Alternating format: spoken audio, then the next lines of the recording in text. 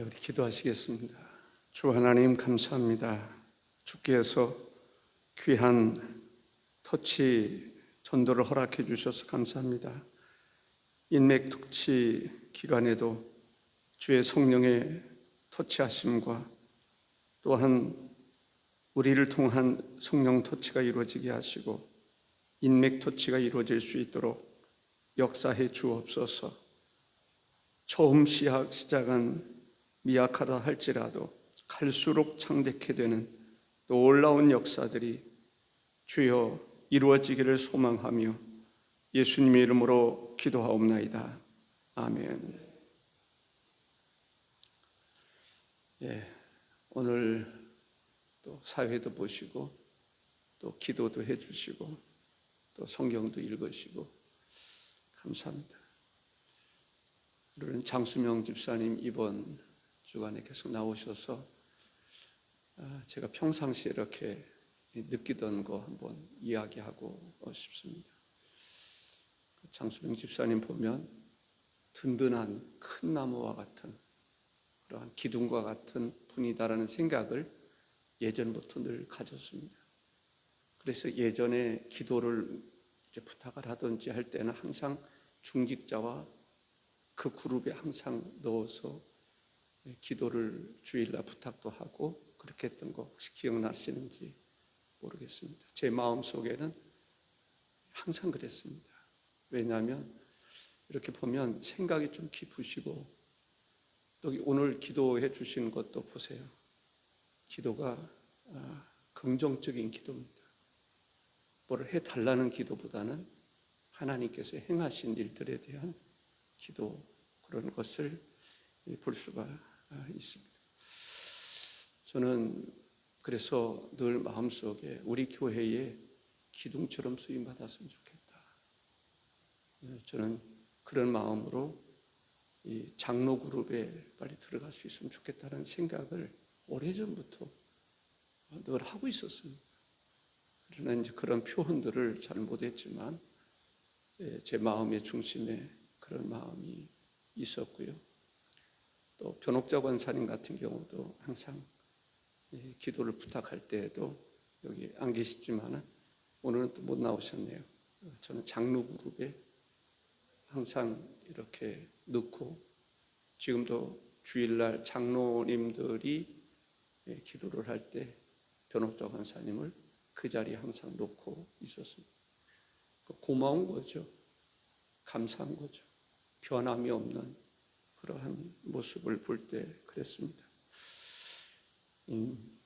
고민 없는 짐승보다 고민하는 인간이 좋다. 그런 생각을 했습니다. 생각할 줄 아는 갈대와 같은 인간, 개팔자보다 좋다. 개팔자가 상팔자다라는 말이 있습니다.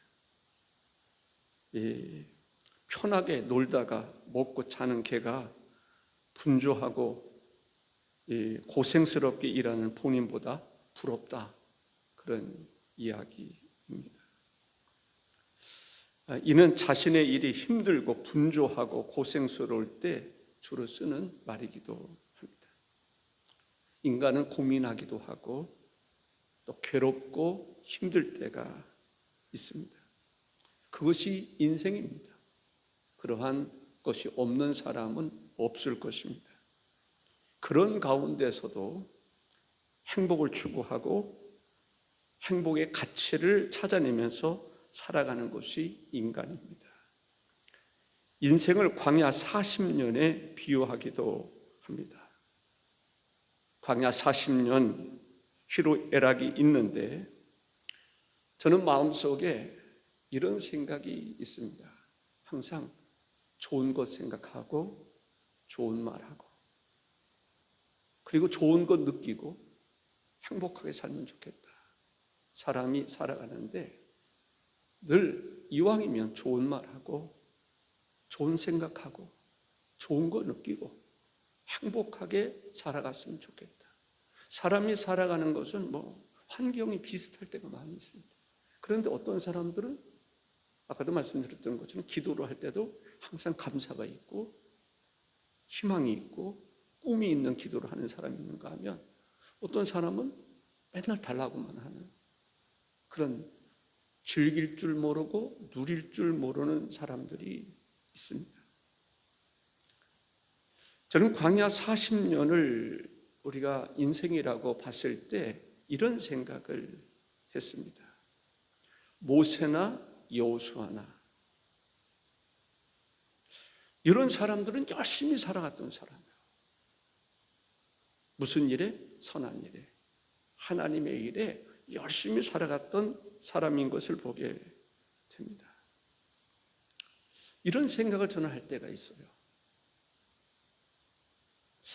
내가 만일에 아론이라면, 아니 제사장 그룹에 속하지 못하는 사람이라 할지라도 나는 그 시대에 갈아탔다면 어떤 일을 했으면 좋겠나. 내가 비록 이방인이라 할지라도 이방인의 뜰에 들어갈 수 있습니다. 그러면 이방인 뜰을 열심히 청소했으면 좋겠어요. 하나님이 보실 때 비록 이방인이라 할지라도 이방인 뜰을 열심히 닦을 수 있는 사람이 됐으면 좋겠다. 그게 제 평상시 생각입니다. 다윗의 마음속에 성전을 얼마나 사모했는지 참새들이 부러운 거죠. 왜? 참새라면 성전에 갈 수 있잖아요. 예루살렘에 갈 수 있잖아요. 성전을 오고 갈 수 있잖아요. 저는 마음속에 이런 생각을 합니다. 하나님, 나는 사무엘처럼 살았으면 좋겠습니다. 사무엘 같은 인물이 됐으면 좋겠습니다. 사무엘은 지성소가 있는 성막 중에서, 성전 가운데서 지성소가 있는, 법궤가 있는 그곳에 머물렀단 말이죠. 그래서 저는 평상시에도 사무엘처럼 됐으면 좋겠다는 그런 마음 때문에 성전에서 자주 잡니다. 신학교 다닐 때부터 성전에서 철야하고 지낼 때가 많이 있고, 지금도 마찬가지입니다. 성전에서 머물기를 원하고 성전에서 주의 음성 듣기를 원하는 마음으로 지금도 살아가고 있습니다. 어떤 사람은 광야 40년의 삶을 살아가는데 마치 아간처럼 내가 약속의 땅에 들어가면 재산을 좀 모아야 되겠다. 이 세상 살아가는 삶의 목적 가운데 재산 모으는 거예요. 재산이 자기 인생을 행복하게 할 줄 알고. 그러니까 아간이 숨겨두었단 말이죠. 무엇을? 노략질할 물건 가운데 시날산의 아름다운 외투 한 벌과 은 200세겔과 금덩이 50세겔을 탐하면서 훔쳐서 하나님 말씀을 어겨가면서 땅에다 파묻어본단 말이죠. 지금도 자기 욕심에 끌려서 사는 사람들이 있어요. 돈이 전부인 것처럼, 돈을 많이 쌓아두면 행복한 것처럼. 아닙니다. 결론적으로는 아닙니다. 우리가 그리스도 안에서 하나님의 진리를 발견하고 누리며 살아가는 것에 행복을 찾아야 하는 것입니다.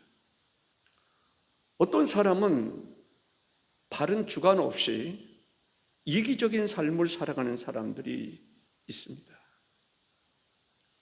그 사람들은 자기 주관이 분명하지 않아요. 배고프면 불평하고 배부르면 만족해하고 기뻐하고, 물이 없으면 불평하고 또 물 주면 행복해하는 그런 삶을 살아가는 사람들이 있어요. 그런 사람들은 하나님의 편에 서지도 않아요. 하나님의 사람 편에 서지도 않아요. 영적인 편에 서지도 않아요. 우상숭배가 자기에게 유익하다면 우상숭배도 하고, 하나님 편에 서는 것이 유익하다고 그러면 하나님 서기도 하고, 마치 엘리야 시대에 이스라엘 백성들처럼 살아가는 사람이 있습니다. 바알을 섬기는 것이 유익하다 싶으니까 바알을 섬기는 거예요. 여호와의 신을 버리고. 그때 엘리야가 갈멜산에서 이야기하는 것이 뭐예요? 머뭇거리지 마라 라는 거죠. 하나님 편에 서든지, 아니 우상의 편에 서든지, 이야기하고자 하는 건 뭐예요? 머뭇거리지 말고 하나님 편에 서는 자가 되라라는 것이죠. 하늘에서 불이 내리니까 하나님 편에 서, 하나님의 사람들을 핍박하니까 바알 편에 서고, 그런 인생을 지금도 살아가는 사람들이 있다라는 것입니다. 어떤 사람들은 늘 고민하며 살아가는 사람들이 있어요. 자기를 위해서도 고민하고, 다른 사람 때문에 고민하고, 나라를 위해서 고민하고, 지나간 과거 때문에 고민하고, 미래로 인해서 고민하고,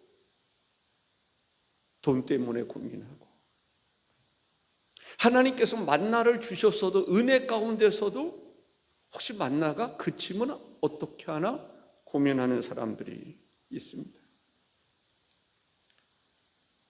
이것이 사람들이 살아가는 인생이 아닌가라는 생각을 해 봤습니다. 예수님의 제자들은 어땠는가라는 거죠. 예수님의 제자들, 예수님 따라다녔어요? 3년 동안 따라다녔어요. 그들이 왜 예수님 따라다녔을까? 그들의 관심은 무엇이었을까? 예수님을 3년 동안 따라다녔는데도 그 사람들은 여전히 예수님하고는 거리가 먼 삶을 살았어요. 어떤 면에서 예수님께서 십자가에 달려 죽으셨다가 부활하신 다음에 그들이 예수님께 질문한 게 있습니다.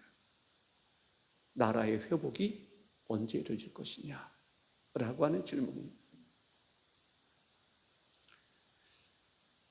사도행전 1장 6절에서 8절에 보면 그들이 모였을 때에 예수께 여쭈어 이르되 주께서 이스라엘 나라를 회복하심이 이때니까 하니 이르시되 때와 시기는 아버지께서 자기 권한에 두셨으니 너희가 알 바 아니요.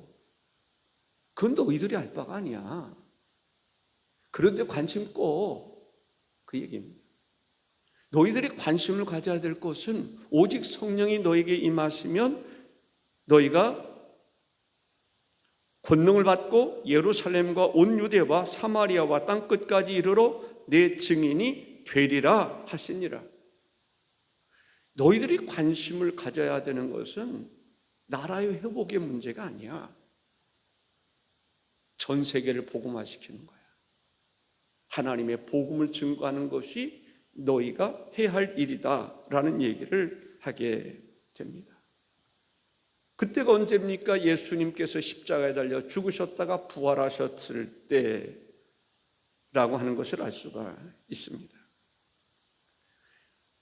하나님의 나라에 대한 관심이 별로 없어요. 제자들이 3년 동안 예수님 따라다녔는데도 하나님 나라 관심, 그렇게 예수님이 하나님의 나라 이야기하는데도 불구하고 하나님의 나라에 관심은 없고 민족의 회복, 주권의 회복, 이스라엘 나라의 영광을 위해서라는 생각을 갖게 되는 것을 보게 됩니다. 그때 예수님께서 하신 말씀이 뭐예요? 그것은 너희가 알 바가 아니다. 너희 몫이 아니야. 너희들이 해야 될 것이 아니야. 너희들이 해야 될 것은 성령이 임하시면 능력받아서 복음을 증거하는데 예루살렘과 온 유대와 사마리아와 땅끝까지 이르러 내 증인이 되는 것이 너의 사명이야 라고 말씀하시는 것을 볼 수가 있습니다. 바울 사도, 나라와 민족을 위해서 바울과 같이 확고한 신념을 가진 사람들이 어디 있겠습니까? 그러나 바울 사도는 정말 나라와 민족을 사랑하는 것, 바울 사도같이 그렇게 컸던 사람이 있을까요? 큰 사람이 있을까요? 바울 사도의 마음을 오늘 본문은 이야기하고 있습니다. 1절에 이렇게 말합니다. 내가 그리스도 안에서 참말을 하고 거짓말을 아니하노라. 나에게 큰 근심이 있는 것과, 바울에게 큰 근심이 있는 것과 마음에 그치지 않는 고통이 있는 것을 내 양심이 성령 안에서 나와 더불어 증언하노니 라고. 바울은 뭐가 있었다고요? 큰 근심이 있습니다. 그 큰 근심, 너무나 커서 그 근심을 떠날 수가 없어요. 마음에 그치지 않는 고통이 있었습니다. 그 고통이 얼마나 큰지 그 고통 마음에서 떠날 수 없었던 사람이 바로 바울입니다. 나라와 민족을 그토록 사랑했던 사람입니다. 왜 이런 이야기가 나옵니까? 유대인들 가운데 바울 사도가 이스라엘을 사랑하지 않는 사람처럼 여기는 사람들이 있었던 것을 볼 수가 있습니다. 바울 사도는 기도를 하더라도 이스라엘, 유대인들에 대한 마음을 떨칠 수가 없습니다. 이방인의 사도로 부름을 받고 일을 하면서도 한 번도 자기 민족에 대해서 잊어버린 일이 없는, 관심 없다라고 하는 그 말은 잘못된 말입니다. 바울을 잘못 혹평하는 말입니다. 바울에게 있어서는 자기 민족에 대한 사랑이 매우 컸다라고 하는 것을 볼 수가 있습니다. 그런데 말이죠, 민족을 사랑하는데 어떻게 하는 것이 민족을 사랑하는 것인가 라는 거예요. 쿠데타 일으키는 게 민족을 사랑하는 건가요? 바울은 그렇게 생각하지 않은 것이죠. 로마서 9장 3절 보면 나의 형제 곧 고륙의 친척을 위하여 내 자신이 저주를 받아 그리스도에게서 끊어질지라도 원하는 바로다 라고 말합니다. 대단한 이야기입니다. 놀라운 표현입니다. 그리스도에게서 끊어질지라도 라고 하는 그 표현 속에서 엄청난 것이 담겨 있음을 볼 수가 있습니다. 바울 사도는 이스라엘을 향한, 유대인을 향한 사랑이 대단히 컸던 것을 볼 수가 있습니다. 내가 그리스도에게서 끊어질지라도, 이 말은 무슨 말입니까? 저주를 받아서 그리스도에게서 끊어질지라도 라고 말한 말이에요. 내가 비록 지옥에 떨어질지라도 이스라엘의 구원을 위해서는 자기가 힘쓰겠다고 하는 이야기입니다. 이것이 바로 바울이 고민했던 마음입니다. 바울은 깨달았습니다. 진정 유대인들, 이스라엘 백성들을 사랑하는 것이 뭘까? 이스라엘 백성들을 사랑하는 것은 이스라엘 백성들로 하여금 주께로 돌아오게 하는 것입니다. 그것이 자기 민족을 사랑하는 것임을 알 수가 있습니다. 애국이 뭐냐? 정치적인 회복이 아니라, 국가적인 회복이 아니라 그보다 더 큰 것은 이스라엘 민족을 복음화시키는 것이 진정 이스라엘을 사랑하는 것임을 깨달았습니다. 그렇습니다. 여러분들도 그렇지 않습니까? 우리가 그렇지 않습니까? 나라를 사랑하는 것이 뭘까요? 부모를 사랑하는 것은 부모에게 그리스도의 복음을 증거하고 부모를 멸망 가운데서 구원하는 것이 부모를 사랑하는 것이고, 자녀를 사랑하는 것이고, 이웃을 사랑하는 것이고, 민족을 사랑하는 것이다라고 하는 사실입니다. 그리스도에게로 돌아오게 하는 것, 그것이 바울의 간절한 소망이었습니다. 그것이 바로 애국하는 길이라고 생각을 했습니다. 바울의 간절한 소망이 애국하는 길입니다. 애국하는 길이 무엇일까요? 복음화 시키는 것입니다. 우리의 간절한 소망은 무엇일까요? 정치적인 회복? 그것일까요? 아니면 모든 백성으로 하여금 하나님의 나라 백성 되게 하는 것일까요? 우리의 소원은 단지 통일이 되는 것이 우리의 소원일까요? 북한에서도 우리의 소원은 통일이라고 말합니다. 나도 어려서부터 초등학교 때부터 노래 부르기를 우리의 소원은 통일이라고 노래를 불러왔습니다. 통일이 되더라도 공산화가 된다면, 사회주의 통일이 된다면 어떻게 되겠습니까? 그리스도를 믿을 수 있겠습니까?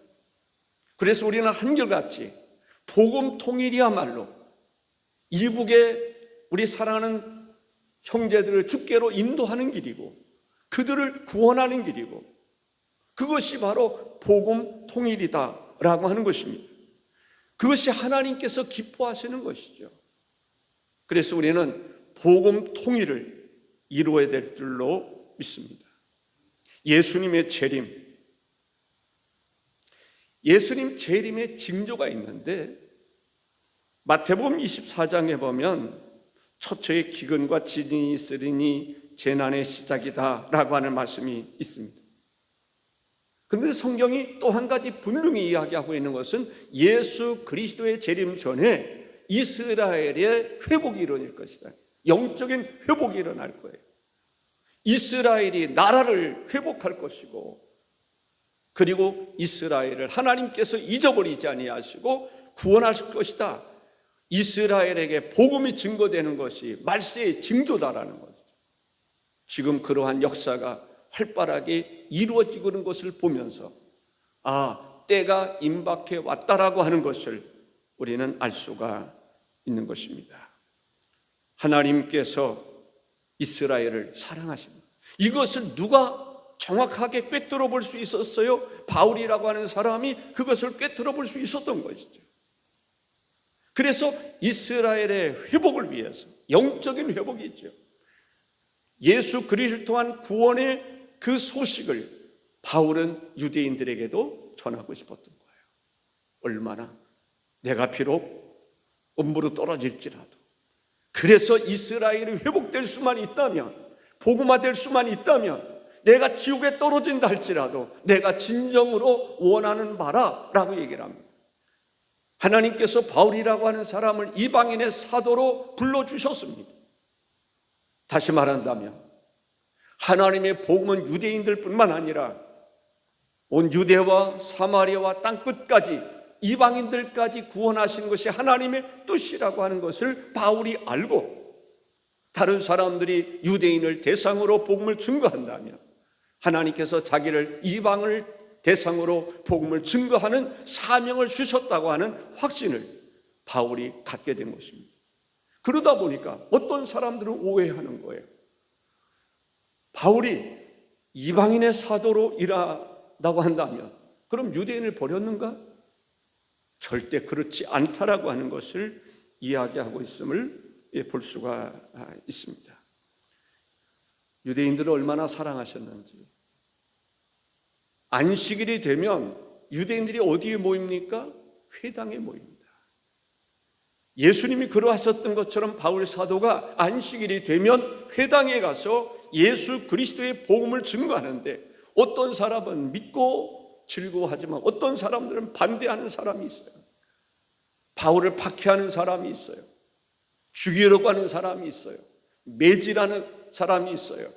핍박하는 사람들이 있었던 것을 볼 수가 있습니다. 그럴지라도 바울은 가는 곳곳마다 회당에 있으면 회당에 가서 예수가 그리스도라고 하는 사실을 증거했던 것을 볼 수가 있습니다.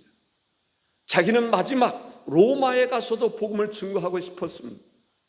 로마에 가서 옥중 생활을 하면서도 바울 사도가 복음을 증거했던 것을 볼 수가 있습니다.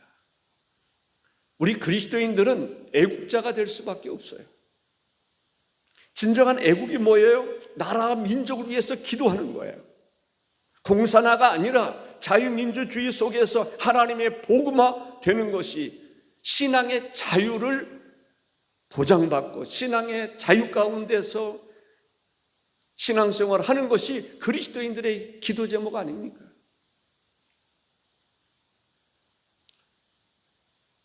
나라를 사랑하면 나라를 위해서 기도하지 않을 수가 없고, 나라를 사랑하면 모든 백성들에게 복음을 증거하지 않을 수가 없다라고 하는 것을 기억하시기를 바랍니다. 우리는 하나님의 자녀들입니다. 하나님의 백성들입니다. 우리에게 하나님께서 엄청난 복을 주셨어요. 하나님 앞에 나와 예배할 수 있는, 하나님의 자녀로서 하나님의 백성으로 하나님을 예배할 수 있는 그러한 은혜를 우리에게 허락해 주셨습니다. 우리가 어떻게 살아가야 될 것인가, 삶의 기준이 되는 하나님의 말씀을 우리들에게 주셨던 것을 볼 수가 있습니다. 하나님이 교회를 자랑스럽게 생각하십니다. 하나님의 백성들을 자랑스럽게 생각하십니다. 저와 여러분들을 자랑스럽게 생각하시는 것을 볼 수가 있습니다. 그러한 하나님의 은혜 가운데 살아가는 우리들, 우리가 할 수 있는 게 뭘까요? 전도하는 것입니다. 끔찍한 일 가운데 자녀들이 예수를 믿지 않고 지금 지옥으로 떨어지고 있다고 생각해 보세요. 내 부모와 형제가 지옥 불구덩이로 떨어진다고 생각해 보세요. 그들을 누가 건질 것입니까? 우리가 건져야 되지 않겠습니까? 우리 이웃이 예수 그리스도의 복음을 제대로 듣지 못해서 음부의 권세에 사로잡혀 살아간다고 생각해 보세요.